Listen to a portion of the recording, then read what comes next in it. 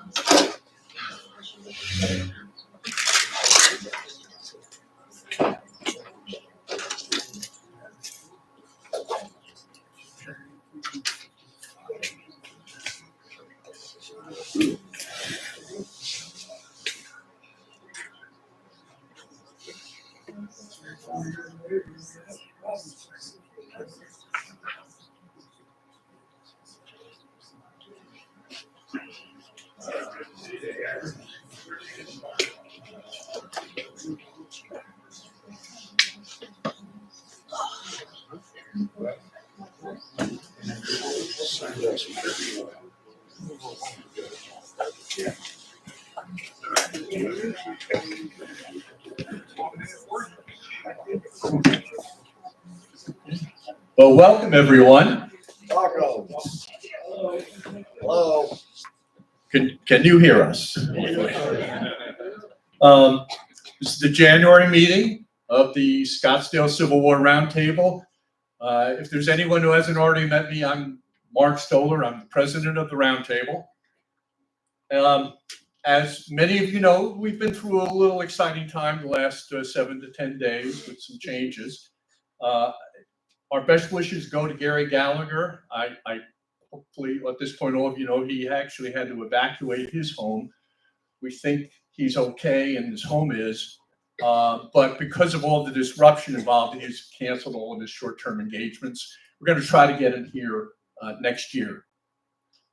A couple of other changes associated with this. One, we've mentioned before in the grape shop, but I do want to keep mentioning it, that our March meeting is not on a Tuesday, will not be on March 18th. It's on Wednesday, March 19th, and we'll keep sending out notes about this. And that was done in order to prevent a conflict with the spring training game in the stadium over here, which would make parking nearly impossible. The third announcement about changes is that in April, Harold Holzer will not be here. He was unable to make it.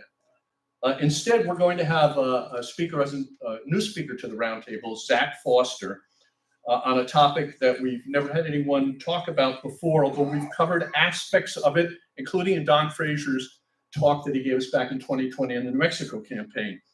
The subject's going to be the Confederate territory of Arizona.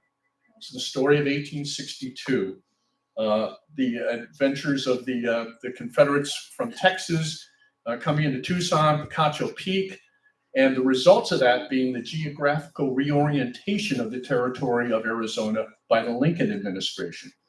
So it's something, you know, obviously near and dear to our hearts here in the state, and something that we've never actually had fully explored before. So looking forward to that. I also want to make you aware, as part of our continuing outreach, we're going to be at the Mesa Marketplace this Saturday. Hopefully introducing ourselves to some potential new members. We'll be at the Scottsdale Senior Expo on February 12th, and at the VNSA Book Fair. I don't know how many of you are familiar with that, but it's the giant book fair that goes on at the Arizona State Fairgrounds, February 15th and 16th. There is a Civil War section, And the person who runs that has reached out to us, and we've given them our rack cards. Oh, well, what will be our new rack cards for this season with all the changes we've had? And I'm going to be there for part of that book fair. We stand today at about 320 members, which is well ahead of our pace of the last few years. So thank you to everybody, including our new members who joined us. One other thing I wanted to announce, and we'll cover this also in the grape shot. Picacho Peak, there used to be a battle reenactment. That stopped several years ago. However, last year they started doing an encampment by reenactors. And in this year, it's going to be extended for 2 days. The Arizona Civil War Council, which is a group of reenactors, will be there for 2 days on March 22nd and 23rd. They'll be doing living history and interpretive talks through the day in both the Union and Confederate encampments. I also wanted to mention we have a member of that group here today, John Fritz. Is John? Are you back there? Yep. Who's also appeared here on occasion at our meetings. We have a couple of guests I wanted to introduce. One is Mike Movius, who is the president of the Civil War Congress Roundtable. Mike, stand up. The Roundtable Congress has played a vital role in trying to maintain and revitalize and keep moving ahead with the Roundtable movement across the country. We're proud to be part of that work. Mike's done a terrific job in that role. We also have with us here Elise Moore, who's secretary of the Tucson Civil War Roundtable. Elise, if you stand up and just introduce yourself. A great group down there. I've been down for their presentations. I'm actually a member of the Roundtable, and she and her husband David are members of our Roundtable. With that, I'm going to turn it over to John Taylor. I did want to express my great appreciation to Don Frazier for stepping in on pretty short notice to be with us here tonight. So, John.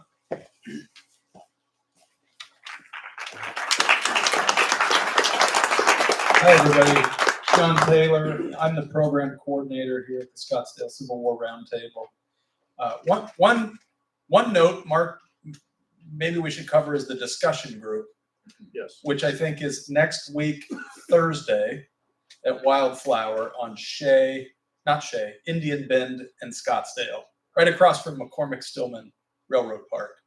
What time does that begin? Because I was late last time, so you can't count on me. 6:30. 6:30, Wildflower. You can show up a little early, order something to eat. And we have a room for our discussion group that expands out, so we can accommodate a lot of people. Show up, bring something controversial to talk about. It'll be a fun time. Okay, as Mark said, Gary Gallagher couldn't make it, but we think we've got somebody really good.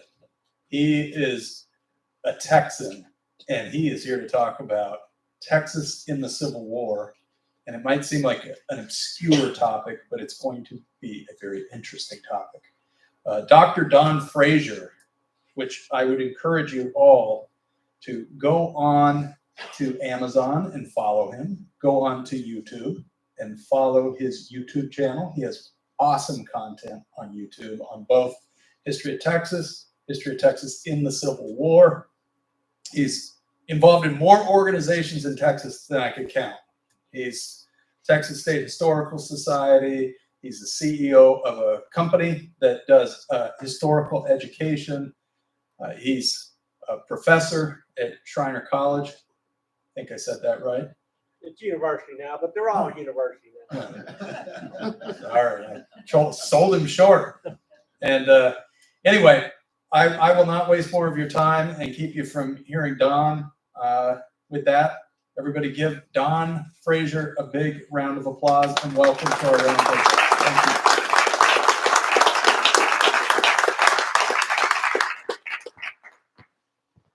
And the clicker is yours. Clicker is mine. Forward, back, and then that shines the little red light if you want to point something up. Hey, perfect. Oh, that's what I'm talking about. That's great. First of all, y'all run a great roundtable. And the last time I was speaking to you guys was back in the height of COVID. And I saw everybody as sort of like Hollywood squares, and little flat pictures and Brady Bunch style. And I swore to myself at that particular moment that I would, in fact, find myself in Scottsdale, Arizona sometime in my life because everybody was so nice. This is my first time to the city. And it's nice to be outside of Texas from time to time.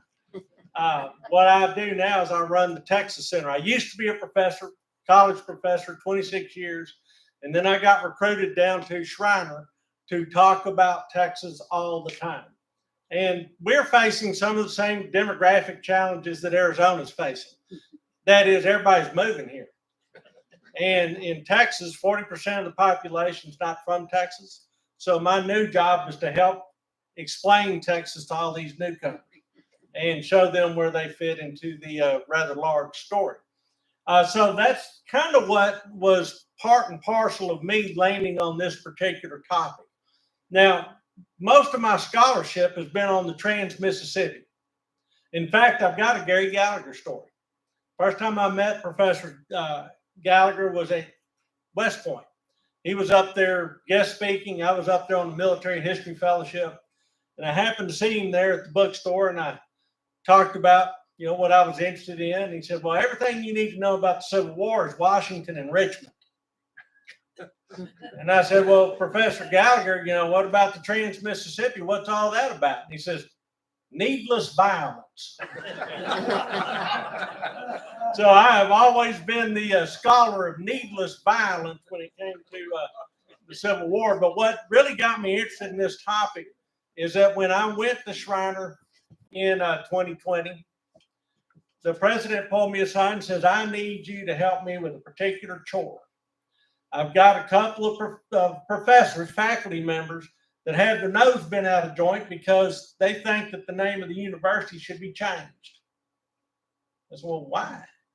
He says, well, because Captain Shriner was a Confederate. And I said, well, if he was a Confederate, President McCormick, he was a lousy one. Because he's an Alsatian immigrant. He's living in a German zone in the hill country, and they're not particularly very enthusiastic Confederates or secessionists. Said, there's got to be more to this story than just, well, once a Reb, always a Reb, let's pry the name off the building. And this was during the great era of toppling monuments and everything else. And so it turns out that there was a lot more story, but you're going to have to wait to the end of this presentation to hear how that all turned out. Okay, first thing we got to do is turn the light off. Then what we're going to do is we're going to talk about Europe in 1848. In 1848, things in Europe were in upheaval. If you know anything about European history at the time, there was a lot of revolution spirit on the land. And a lot of people wanted to overthrow the old ruling class. They wanted to get past monarchy, oligarchy, picanarchy. And they were talking about it in terms of class struggle. Okay? This is the bourgeois, and they're keeping the proletariat down. All those sorts of, that sort of language was being spawned at this time. So, you can read that. I won't read the slide to you. It drives me crazy when people read their PowerPoint slides to you. But here's one of the leading lights of all of that unrest in Europe. This is Karl Marx. Now, Karl Marx is the guy saying, look, if we break all this stuff, if we overthrow the existing order, then we can replace it with a new order. And his particular brand of revolution was really about transferring power from the elite to the common person. Now, anybody that has grown up hearing the term Marxist this or Marxist that or communist this or that will know that there's a little bit of variation and deviation from his original intent to where it actually gets practiced in the 20th century. But this is when it all gets started. So here's our guy, Karl Marx. got an epic beard, and he is helping to spawn unrest. He is talking about a complete overthrow of the existing order. So there are street riots. There's violence in the streets in Germany, but also across Europe. I mean, it's not just a German phenomenon. We've got upheaval in France, Poland, Austria, Italy. I mean, all the cool kids are doing it. But all of a sudden, this creates a lot of upheaval with the populations that come in second. And one of the ways that none of these revolutions work, by the way. And so a bunch of what happens is the blowback from these revolutions is the governments go in and find all the military-aged young men and say, hey, if you guys want to stand on barricades and play with guns, well, we've got just the outfit for you. And they conscript them into the army. And they essentially deprive them of their liberty by putting them in uniform and telling them where to go and how to stand and what to think. So as a result, there's a lot of people leaving Europe. And the people that leave Europe become known as the 48ers. The ones that leave Europe because of that particular round of upheaval. But they're just reading into a trend that was already in place in Europe. They were leaving Europe already. The upset just kind of accelerated that process. In fact, in the United States, immigrants become 10% of the population. Now, let that sink in for a second. Everything old is new again. Because we're talking about immigration now. I mean, it's a current topic in conversations today. It was a current topic in conversations back then. This guy wants America to be great again. And he's looking askance at the two boogeymen of immigration, Irish and Germans. And the Irish guy is in a whiskey barrel and the German's in a beer barrel. And this red-blooded American fellow is looking at them like, oh no, man, we're going to have to settle their hash if they're going to come here and be part of the United States. Assimilating immigrants is a constant process. Now, immigration is absolutely vital to the United States at that time, as it is now. It's just exactly how do you get them into the program? That's kind of what I'm doing at the Texas Center. All right, so you move to Texas from California. Here's how you become a Texan instead of a displaced Californian. Completely different creatures. Okay. So for the Germans that come to Texas, Texas looks like it is a particularly nice, faraway place where nobody will mess with them. It is remote. And there's some Germans leaving Germany that think, you know what, we can kind of get all utopia out there in Texas. And in fact, a bunch of them describe themselves as Latiners. And they're Latiners because they speak Latin and they like to have conversations about political philosophy in Latin, in a log cabin, on a remote farmstead in a remote county in remote Texas. So these guys are really thinking we need to be free to go do our thing. All right. Now we're going to find out what their thing is exactly.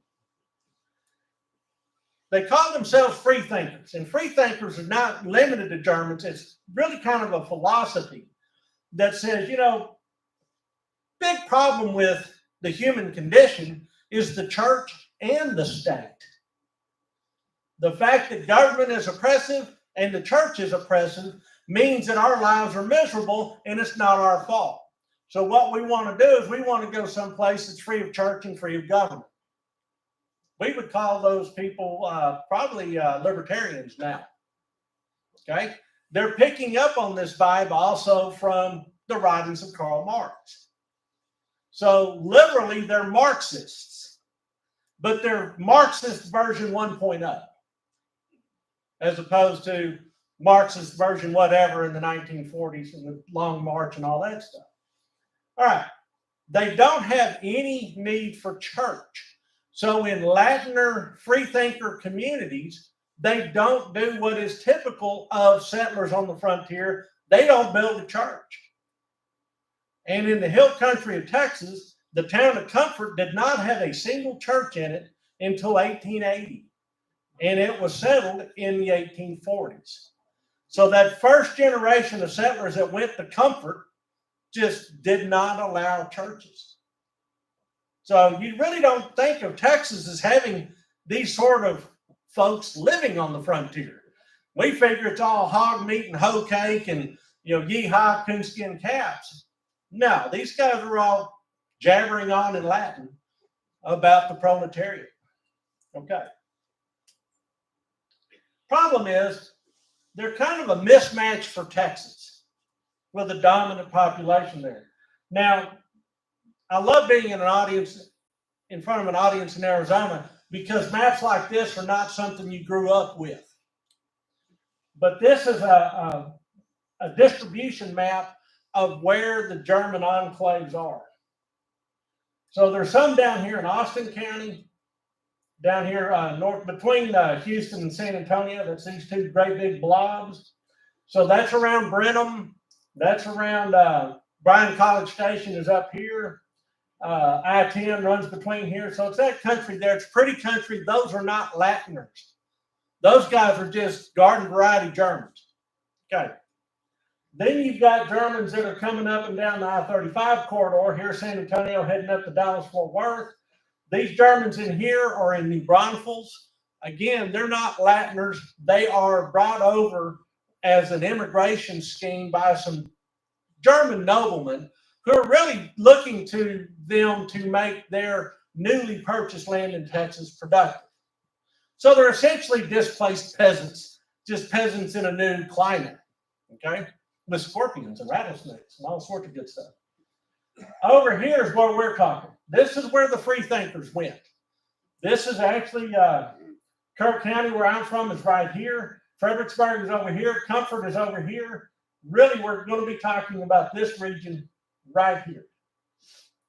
Gillespie County, which is Fredericksburg, is one of the centers of German settlement. But even to this day, people in Fredericksburg don't much cotton to people from Comfort. And they're both from German stock, both very German towns. But they came from different parts of Germany. If you know anything about Germany in 1848, it was not one big megalithic place like it is now. It is cut up, sliced up, very regionally distinct. And so when these different German populations came over, they kind of got cliquish. Now then, slavery is not really a thing in Gillespie County or the Texas Hill Country. They are not participating in that particular aspect of the American economy. So in 1854, and I am going to read this because it's kind of far away from the folks in the back, they make a statement which was probably ill-advised given that time and place. Their statement is, slavery is an evil, the abolition of which is a requirement of democratic principles. Think back to Marx. Karl Marx is talking about people that are permanently exploited, the working class.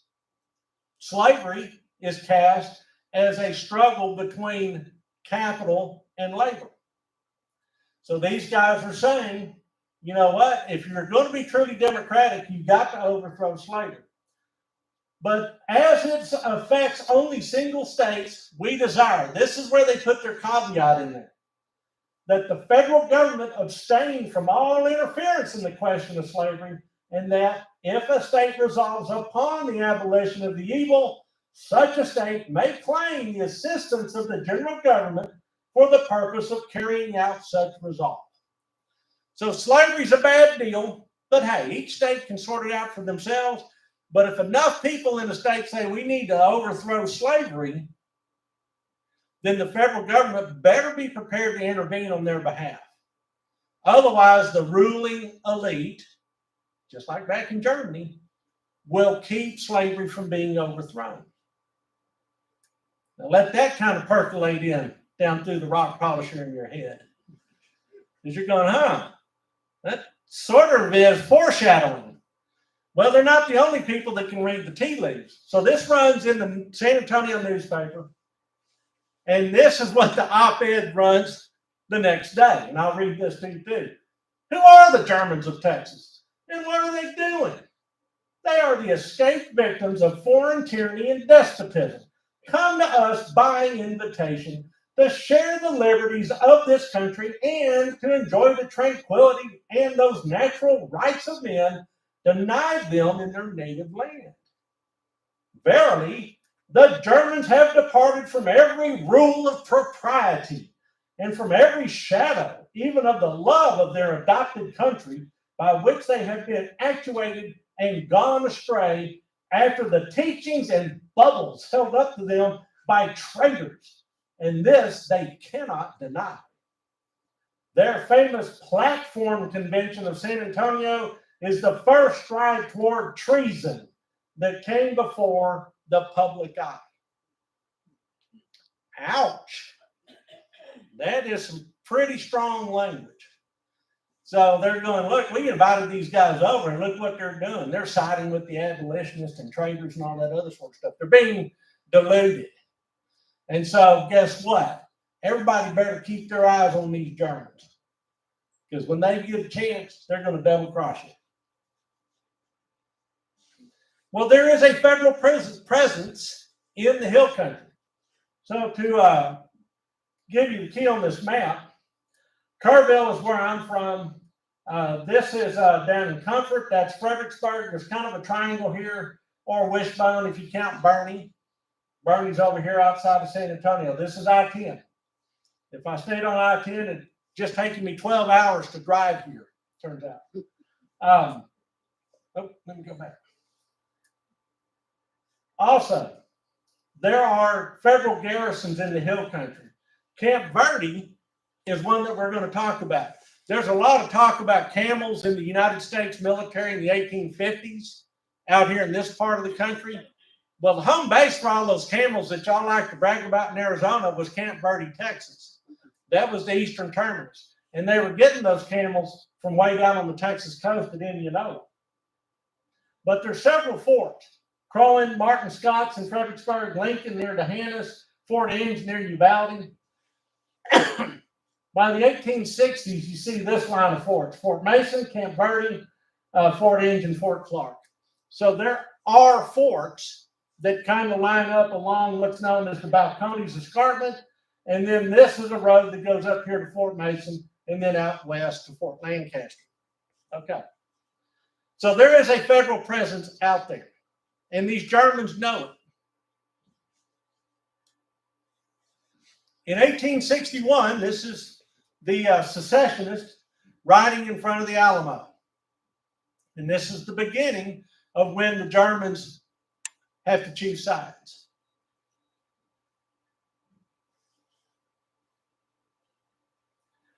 Here is the secession vote in Texas. One of the things that makes secession in Texas interesting is that Governor Sam Houston insisted on a plebiscite.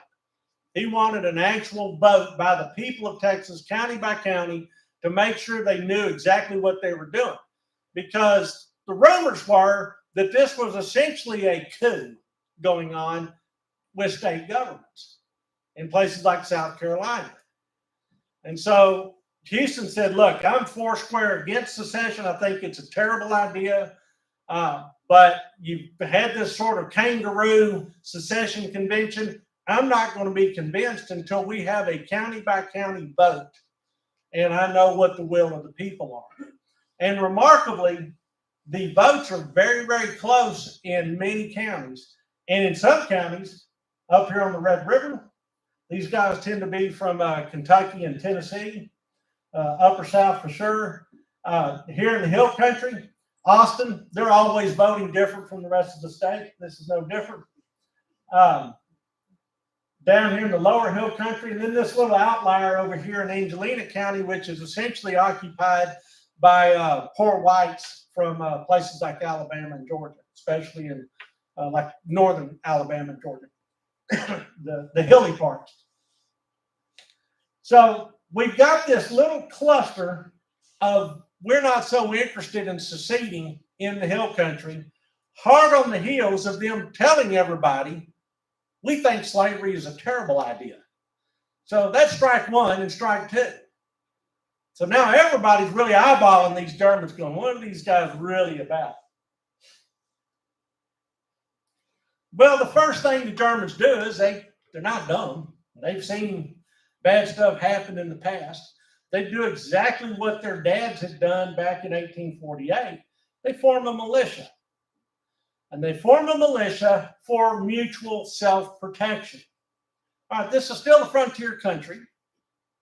So there's not a whole lot of pressure on them, but they form this militia to ostensibly protect themselves from Indian raids and ne'er-do-wells and bandits and brigands and things like that.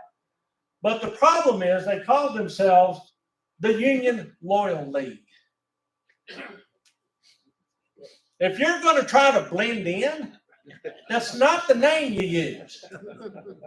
You call yourself the Happy Fun Adventure Club or something.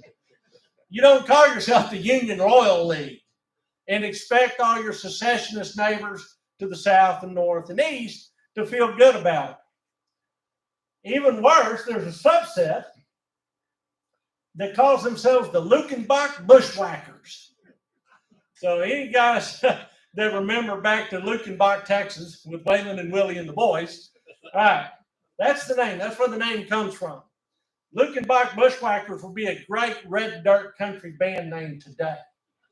Really like that name. But what they're essentially telegraphing is, hey, if somebody needs shooting, we're prepared to do it. Now, sparsely populated, nobody's going to attend to these people right away. However, in early 1862, there's a couple of things that happen that make this sort of situation a little more acute. One is the fall of New Orleans. With the fall of New Orleans, the federal government has a base of operations with which they could then invade Texas. So these Germans start kind of feeling their oats, like, hey, Stars and Stripes are coming back. That's what they're thinking. Now, understand that one of the things that happened at the beginning of secession, I should have talked about this a couple of slides back. So when secession occurred in Texas, Texas had the largest concentration of U.S. troops anywhere on the continent. And most of them marched to the coast, caught a boat, went away. But the ones that came all the way from El Paso didn't get there in time before the firing on Fort Sumter. So they're actually treated as prisoners of war, and they are put into incarceration at Camp Verde. Now, why Camp Verde? Simple. There's a box canyon. Sheer walls on three sides. All you got to do is patrol the mouth and they can't get out. And so they just all put them there. The camel corral is just across the road from it. I mean, you can go there today. It's actually called Prison Canyon Lake now. Rancher owns it. It's all been inundated where they held these guys. But that is an awful lot of U.S. prisoners within a couple of days' ride of the most radical of the Germans in this Union Loyal League. So when New Orleans falls, another thing that kicks in the spring of '62 is Confederate conscription. One of the things that I point out, and oftentimes talking about Texas in the Civil War, is that Texas raised about 60 regiments during the course of the war for Confederate service. But about 35 or 40 of them were after conscription was coming. If you're enthusiastic, man, you're going off the 1st Manassas. If you're in Texas, you're going just ahead of the sheriff in the spring of '62. Think about it. There's a lot bigger fish to fry in Texas in 1861. you're not all that interested in going back and getting involved in all that stuff if you can help it. And so a bunch of them put it off to a very late date. But conscription is now the law of the land. And Confederates are starting to look at this Union Loyal League and go, hey, we know where there's a nice little cluster of conscriptable boys. And we need to go round those guys up. If you're a 48er, this will sound very, very, very familiar. Dad talked about this.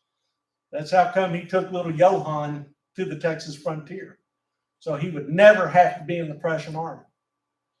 Now all of a sudden, there's this insurgent army that's looking for fresh meat. In the summer of 1862, there is a lot of terror in Texas. Because nobody knows who the good guys are, the bad guys are, if the Yankees are coming, if these German Unionists are going to try to spring the prisoners from Camp Verde. Everybody has to choose sides. It's a mean time. Also, at this time period, kind of the third element is martial law is declared in Texas. The federal prisoners at Camp Verde are moved. They finally figure out, you know, what we're going to do is we're going to move these guys up to Fort Mason and hold them up there. But there's also bands of vigilantes from both sides that are going around to isolated farmsteads. Maybe the killings they conduct are politically motivated, or maybe they're just settling old scores. But the hill country becomes extraordinarily dangerous. Finally, the Confederate state authorities out of San Antonio, since martial law is declared, they decide to move in provost officers into the hill country and issue passes for anybody that's conducting trade or moving on the roads. So there's a provost marshal position in Kerrville, there's one in Fredericksburg, there's one down in Bernie, there's not one in Comfort. But they're going to start making sure that they've got eyeballs on all of these populations, all of them. There's also a spark that ignites a very serious episode. Basil Stewart, Scottish immigrant, had infiltrated the Union Loyal League and was feeding information to Confederate authorities. The Germans smoked him out. Said, oh, we know what this guy's doing. So they drew straws to figure out who was going to kill him. And literally, he was driving cattle between Comfort and Sisterdale in the hill country. And one of the German who drew the short straw wrote up and said, hey, Basil, you need help driving these cattle? Why, yes, that'd be great. Super. Put a gun to the back of his head and killed him. Drew blood. With the informant killed, the Confederates had every reason to break up the Union Loyal League. They had all the excuse they needed. And so they started cracking heads. The Germans figured it's probably time to get out of there. So they, anybody that wants to, decides that they're going to rendezvous just southeast of Kerrville, and they're going to ride overland from Kerrville to what is now present-day Del Rio, cross the Rio Grande into Mexico, which is also a basket case at the time, take their chances and head all the way down to Matamoros. The ones that want to join the Union Army can then take a boat from Matamoros to New Orleans. There's a bunch of Germans that have already independently of all that moved into Coahuila and actually set up things like beer breweries and tanning yards and things like that. They've moved their businesses into Mexico to get away from this violence. But these conscriptable young men decide that, hey, what we're going to do is we're going to make a run for it. Here's the problem.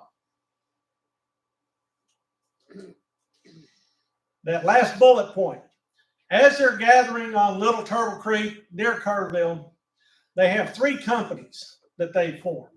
So there's a Kerr County company, there's a Gillespie County company, and then there's a one from down in Kendall County, Blanco County. The Kerr County company is composed of what they call Americans. These are non-German unionists, and then 2 companies of German unionists, about 60 guys total. But they're going to need groceries. And as they're sitting in their camp, they're taking inventory of who brought what. A teamster rides by who happens to be German, loaded up with flour and other eatables. So I say, hey, countryman, fellow German, why don't you let us have your entire inventory of your wagon? He said, I'm happy to sell it to you, but I'm not going to give it to you. Well, they take it anyway. So what's he do? He rats them out. Tells the Confederates that there's this gathering and they're heading for Mexico. The Confederates say, fine, we're going to intercept them. Riders go around to Fort Clark, which is near Uvalde, down on the south side of the hill country. Other riders gather up forces in Fredericksburg. They're going to pincer action them and catch them somewhere before they cross the Rio Grande. That's the plan. On August 10th, they intercept these Germans on the upper Nueces River. Now, you heard a YouTube piece here that talks about the Nueces Massacre. And it's been called the Nueces Massacre because the theory was that the Germans were surprised and the Confederates just didn't quit shooting until they were all dead. It's not what went down. And the way we know what went down is because there's been surface scatter, metal detecting, and other sort of archaeological investigations. Those guys actually built a breastwork out of their gear, their saddles, their boxes, their crates, anything that could help them build a breastwork. And they actually pitched in and fought these Confederates and pretty much gave as well as they got. It was a real live fight. But as the battle is going on, the Americans are watching these Germans go down swinging. They said, look, if we just run across the Nueces River, go up this little canyon over here, get the high ground, we can scatter before they even know we're gone. And these Germans, bunch of hot-headed, 20-something-year-old Germans said, no, we built our barricade, we defend our barricade. Well, that was fine and dandy until some of them saw the error of their ways and started drifting off and finally got overrun. Some of the Germans refused to leave because their friends had been wounded and they didn't want to leave them behind. So some were captured intact, most were captured wounded, but the sizable portion of them got away, more than half. One of them that was left behind was Amy Schreiner, who is Charles Schreiner's younger brother.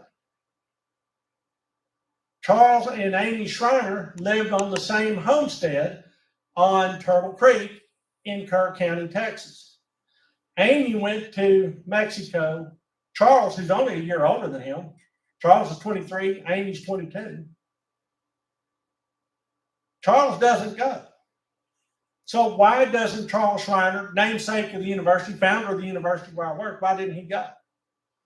Because his wife was 9 months pregnant. Said, if you go to Mexico, I'll kill you before the Rebs ever do. So he stayed behind. Amy Schreiner is killed at the Nueces. What happens when the Confederates finally overrun the breastwork, they shoot all the wounded guys, and then they shoot everybody else. So there's your massacre portion. But there's 19 Confederates that are now horribly wounded. Most of it's small arms fire. I mean, small arms is in small caliber pistols, carbines, things like that. But everybody was pretty well armed. So it's like a good old fashioned, Old West shootout that went on the course of the day. But these guys now have pistol balls in them, and they're a good 5-day journey from any medical help. And that medical help is going to be primitive at best. So it's an agonizing ride for them. The Germans don't have that to look forward to because they're killed on the spot. Now they leave the bodies where they lay for the duration of the war. Okay. The Confederates go door to door all through the hill country looking for anybody that knew anything about this incident, and they're going to run them down and they're going to hang them. Charles Schreiner can see them coming up the road.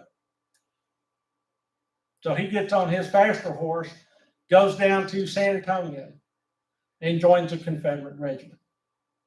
Turns out he joins the company that his older brother Fritz Schreiner was a sergeant.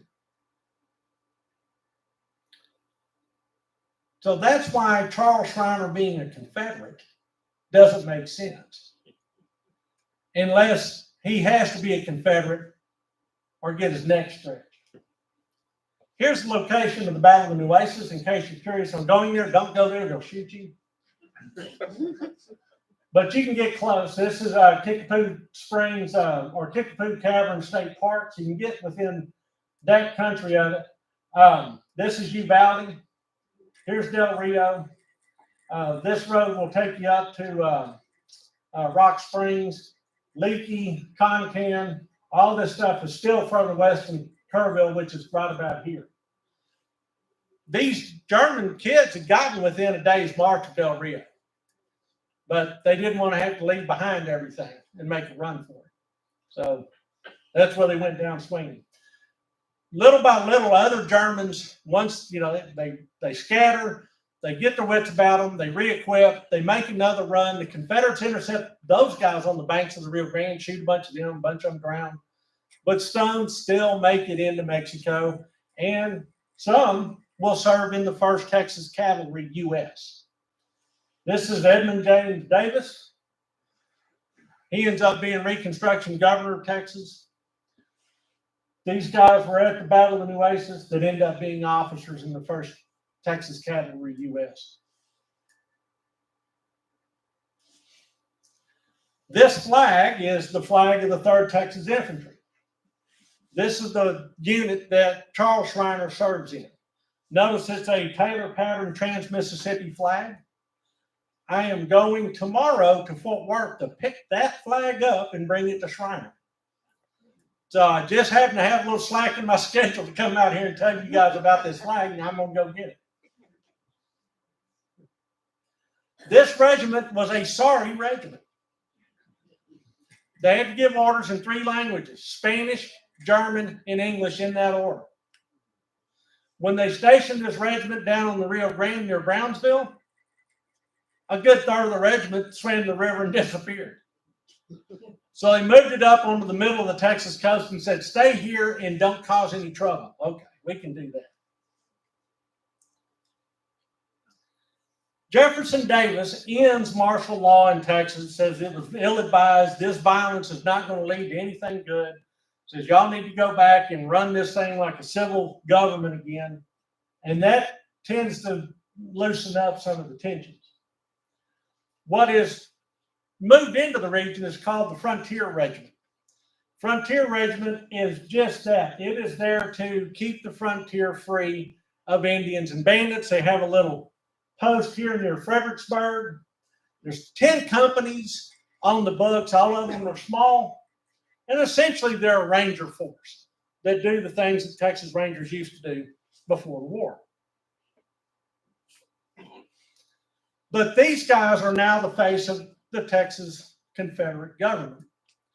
And they show favoritism to non-German families. So there's some animosity still simmering just underneath the surface. The freethinkers, the Latiners, they're kind of dealt with. They're scattered. They're going, every which direction. They're joining the 1st Texas Cavalry, U.S. They're dealt with. But you still have a sizable German population in Fredericksburg. And when Confederate authorities are giving non-German families aid and assistance, in this case it was cotton cards, so that they can actually card their own cotton and make their own homespun, and they're overlooking the German families, the Germans all go, okay, we see how this is. We're still not really citizens here. So they form militias. Once again, this time these militias are formed for ostensibly frontier defense. They say the Frontier Regiment, the Confederate Regiment, is ineffective on its own. So they're going to form a supplementary militia to aid and support the Confederates. They do not call themselves the Union Loyal League. They call themselves a Frontier Defense Force. That's easier to swallow. And when Confederate authorities question their motives, they say, well, why don't you come into town and ask us that question, and we'll have a general meeting, and you can meet 300 of my fellow friends. And the officers of the Frontier Regiment go, do we really want to square off with these guys in the streets of Fredericksburg? I don't think so. One of the leaders of one of these frontier companies out of Gillespie County is the grandfather of Chester Nimitz. Chester Nimitz, the great architect of victory in the Pacific during World War II. So that kind of localizes it for you. But there's still tension elsewhere in the hill country. This is Dead Man's Hole. That's actually a place where they hid bodies or dumped bodies after vigilante groups had found them, hanged them, dumped them. Burnett County, Blanco County, Mason County are scrubbed of any Unionist sentiment. And by scrubbed, y'all know what that means. There's an incident down south of Kerrville near the town of Bandera, in case you're ever in the neighborhood, known as the Hanging Tree Incident. Mexico was also a lure for Confederates that had been conscripted and then had a change of heart. Look at the date on this, July 23rd, 1863. What had happened just a couple of weeks before that? Vicksburg had fallen. Port Hudson had fallen. Anybody with any sense in Texas understood, this is pretty much over. We're just kind of going through the motions from this point on. Who wants to be the last guy to die in a failed cause? Not me. And so they start drifting towards Mexico. Confederate provost units, frontier units, intercept them. A lot of times they'll rob them and then turn them over for trial. Sometimes they rob them and string them up. Again, a lot of anonymous dying on that Texas frontier. Well, there's payback. Germans aren't going to take this standing down or sitting down, standing up. They are going to take a whatever. So they're going to fight back. And so there is a lot of retaliation that goes on in 1864. U.S. troops were on the Texas coast in early 1864, late 1863 too. So that makes everybody start thinking, this war may be over, so we better figure out who our friends and neighbors are going to be after the war. And so everybody's kind of giving each other the side eye, all right there in Central Texas. Some of these German immigrants decide, you know what, Texas is just dumb. We're leaving. And actually, the most famous composer that was ever born in Texas went back to his family's native Belgium, and that's where he did all of his work. He said, I am not having any part of this. His family said, we're not going to raise our kids in this kind of violence. We're done. After the war, grudges remain.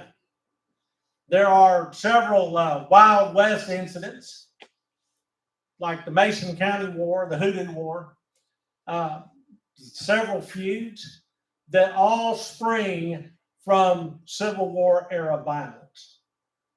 Just like people say, you know, the gunfight at the OK Corral was Yankees and Confederates, just next generation. Same thing's happening in Texas. The scars of that incident also remain. So after the war's over, almost immediately, the families in Comfort go all the way out there in the middle of the boondocks and gather together the bones of all their dead boys. And they bring them back to Comfort, and they bury them underneath that obelisk. That's called the Troyer de Union Monument, or True to the Union Monument.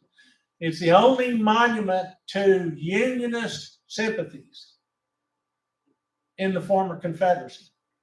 Only one. The names of the fallen are inscribed on the sides. There's Lukenbach's.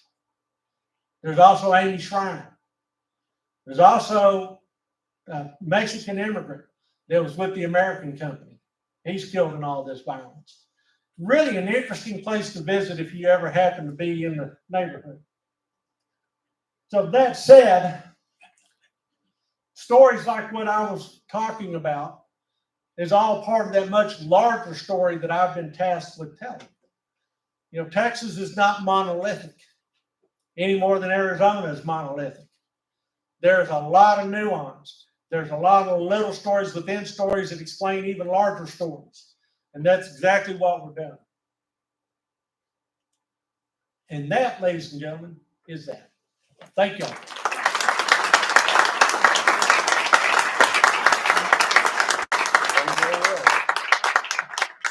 Don't go away. We got question and answer. All right, Q&A time. All right. Who has questions for our speaker tonight? Okay. I got one right here. I'll come back and get you in a minute.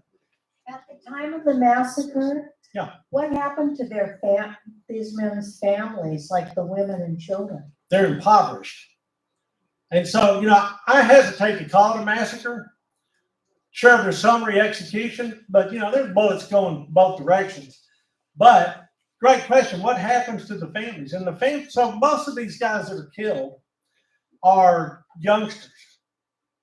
So they're usually bachelor men.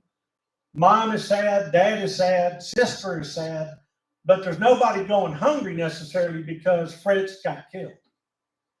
Now, there's a couple of old guys. The old guys were the ones that got away. And then their families were left impoverished.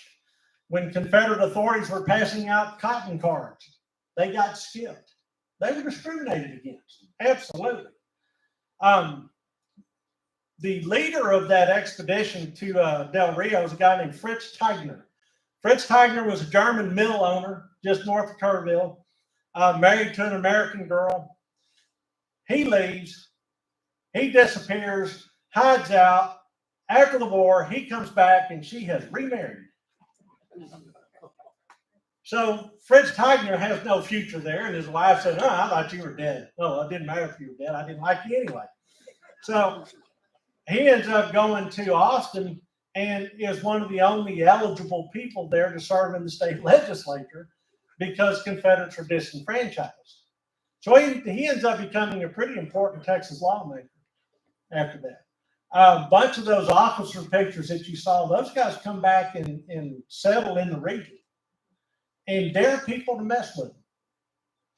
They're pretty tough. And they end up remaking their lives in the Texas Hill Country after all that. It's a very interesting episode. Thanks for the question. All right, we got a question from Jonathan.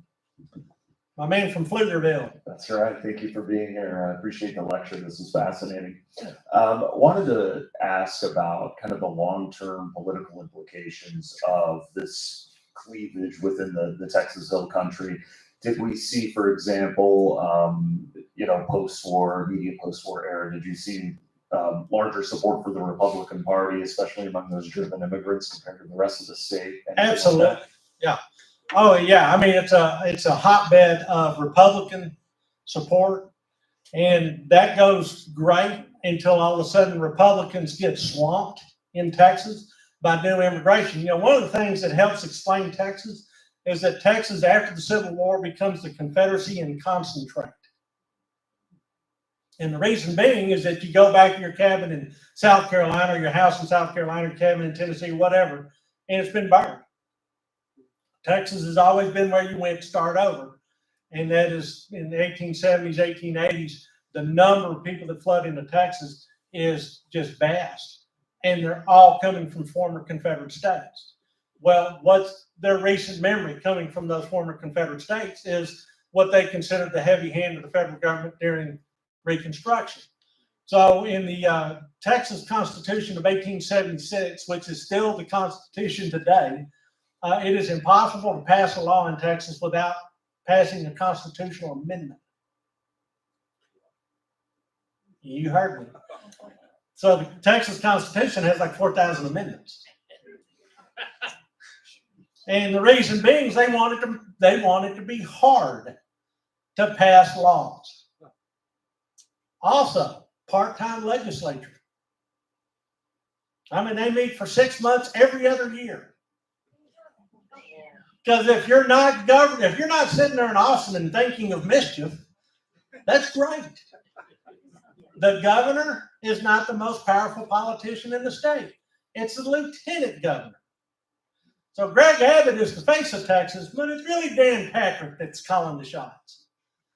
And that is a result of Reconstruction governors that came in, E.J. Davis in particular. I mean, when E.J. Davis is voted out of office, he calls out the militia which he formed to help protect him in the governor's office. Says, hey, you want me out of here, you got to go through all my boys. So the Travis County militia turns out, and then they go over to the Democrats and say, how can we help you get rid of this guy? And so E.J. Davis knew it was time to go. So the Republican authority in Texas erodes very quickly after 1876, and it becomes largely African-American dominated and German. And then you get Plessy v. Ferguson, and then you get hardcore segregation, and the bottom drops out of the Republican Party. And Texas is a one-party state for almost its entire existence from about 1880 all the way to 2003. 2003 is when Texas went red. 1990, it was hardcore blue. So that's all kind of woven into that. Now, then I can tell you from personal experience, those Germans in the hill country are still a tough lot. They are flinty. They are very hard-headed and very, very jealous, and in a good way. I say all these things as terms of endearment because I like flinty, hard-headed people. I mean, they get stuff done.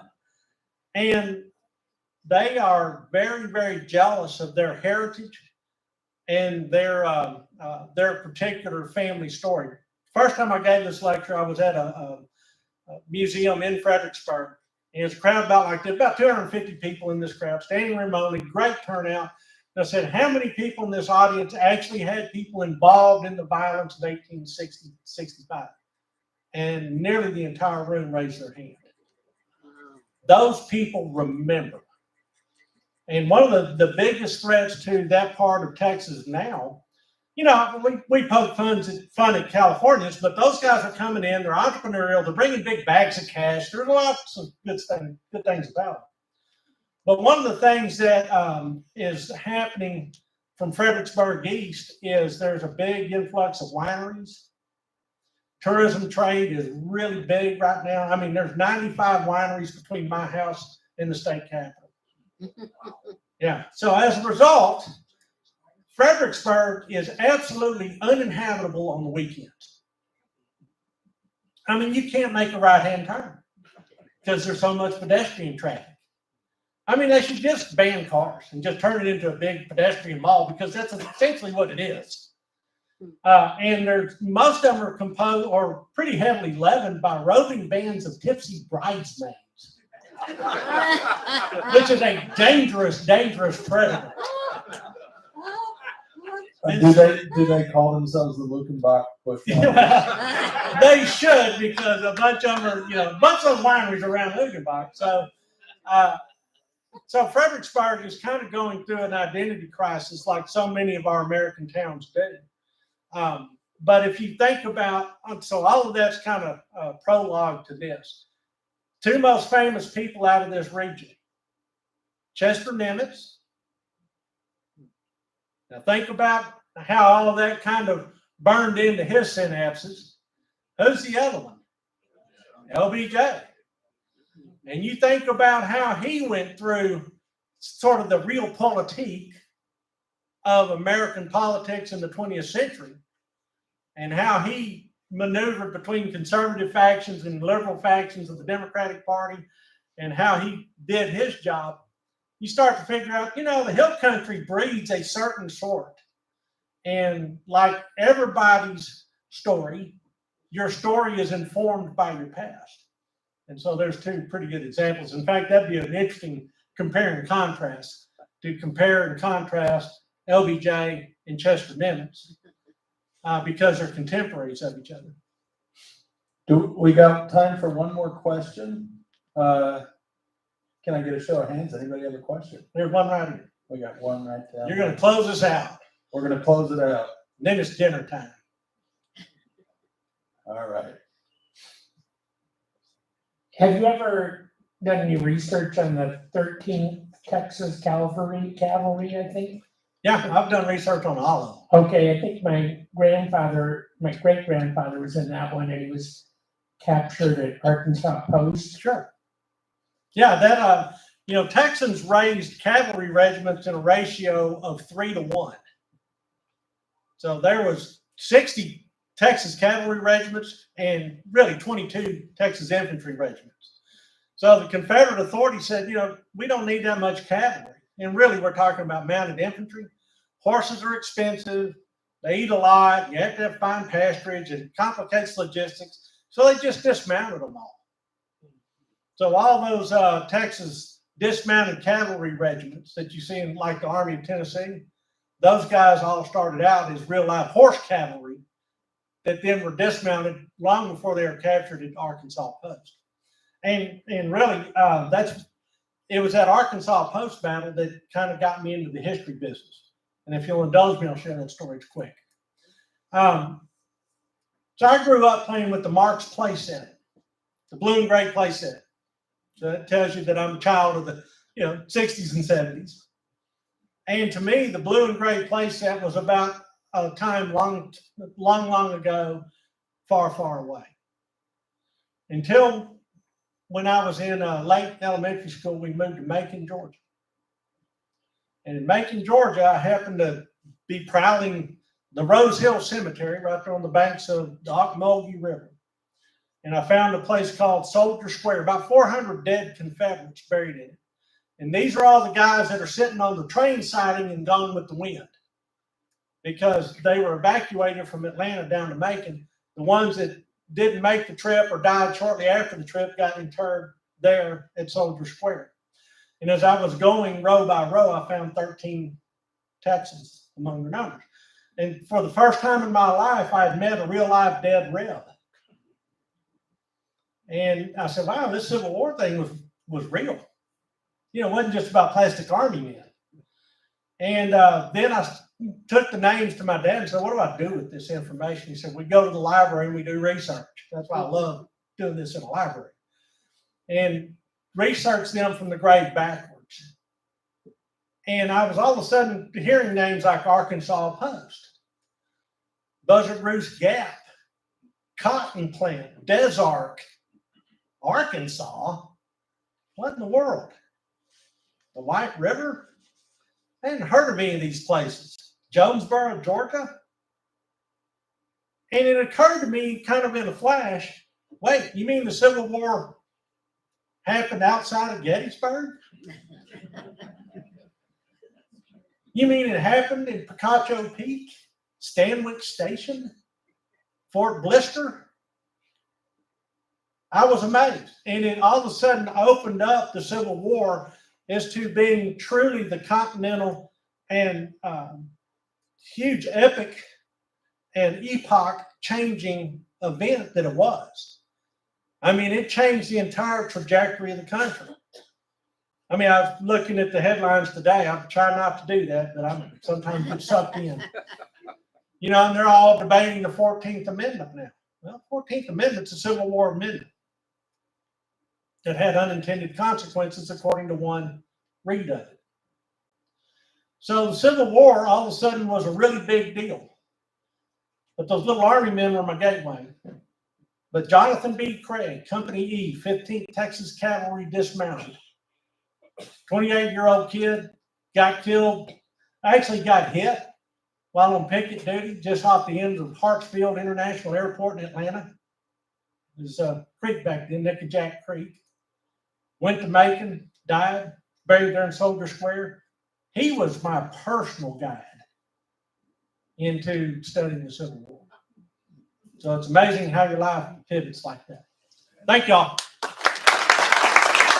Thank you, everybody. Thank you for coming tonight.